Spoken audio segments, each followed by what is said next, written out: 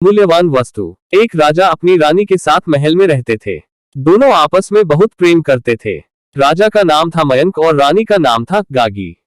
अचानक राजा मयंक को न जाने क्या हुआ, उनका रानी गागी से मन भर गया। हुआ ये कि एक दिन उनके दरबार में एक ज्योतिषी आए।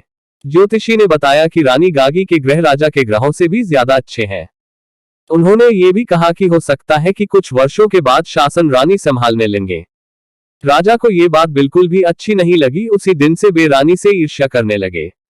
एक दिन तो उन्हें इतना गुस्सा आ गया कि उन्होंने रानी को तुरंत महल छोड़कर जाने को कहा। वे रानी से बोले, हम चाहते हैं कि आप तो ये राजमहल छोड़कर अपने माता पिता के घर चली जाएं। रानी यह बात सुनकर बहुत दुखी हुई। उनको रोता हुआ देखकर राजा बोले, आपको ये महल और इसकी सुख सुविधाओं को छोड़ने में तकलीफ होगी। आप चाहें तो अपनी सबसे प्यारी और मूल्यवान वस्तु अपने साथ ले जा सकती हैं, बस इससे ज्यादा हम आपको कुछ नहीं दे सकते।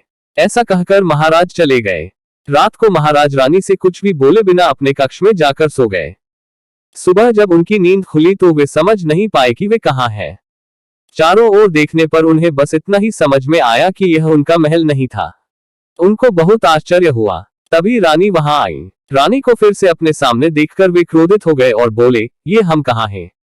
हम यहाँ कैसे आए और आप यहाँ क्या कर रही हैं? रानी ने मुस्कुराकर उत्तर दिया, महाराज, यह मेरे माता पिता का घर है। आपके आदेश के अनुसार ही मैं यहाँ आई हूँ। आप ही ने कहा था ना महाराज कि अपनी सबसे प्यारी और मूल्यवान वस्तु को मैं अपने साथ यहाँ ला सकती हूँ। मैंने वही किया। मेरी सबसे प्यारी और मूल्यवान वस्तु आप ही तो है। इसीलिए रात को जब आप सो रहे थे तब सैनिकों की मदद से मैं आपको यहाँ ले आई, आपके पलंग के साथ, जिससे कि आपकी नींद न टूटे। राजा ने जब ये बात सुनी तो भावुक हो उठे। उन्हें अपनी गलती का एहसास हुआ। उन्होंने रानी से माफी मांगी। राजा मयंक और रानी गागी अपने महल में लौट आए और सदा प्रेम से रहे। दोस्तों, अगर आपको कहानी सुनकर मजा आया होगा तो प्लीज वीडियो को लाइक, चैनल को सब्सक्राइब करें।